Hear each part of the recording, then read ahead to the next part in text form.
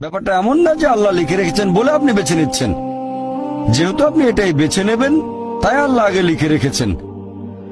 এখানে পছন্দ আপনার, তবে আল্লাহ আপনার পছন্দ জানেন। যেমন ধরেন একটা রাস্তার মোড়ে আসলেন, সামনে 5টা রাস্তা, রোড নাম্বার 1, 2, 3, 4, 5। এখানে পছন্দ আপনার, বেছে নিতে পারেন রোড নাম্বার 1, 2, 3, 4, 5। আপনি গেলেন রোড 2-এ। এটা আগে থেকেই লেখা আছে আপনার নিয়তিতে যে আপনি যাবেন 2 নম্বর রোডে। ব্যাপারটা এমন না যে আল্লাহ লিখেছেন বলে আপনি করছেন। যেহেতু আপনি এটাই বেছে নেবেন, তাই আল্লাহ আগে লিখে রেখেছেন। তাহলে পছন্দ আপনার। আপনি চাইলে টাকা উপার্জন করতে পারেন ভালো কাজের মাধ্যমে, হালাল উপায়ে, অথবা পারেন চুরি করে হারাম উপায়ে। পছন্দ আপনার।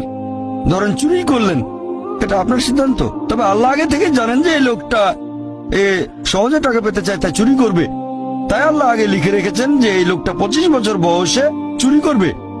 এখানে দোষটা কার? দোষ আসলে আপনার। তবে আল্লাহর আছে ইলমে গায়েব, তাই তিনি আগেই লিখে রেখেছেন।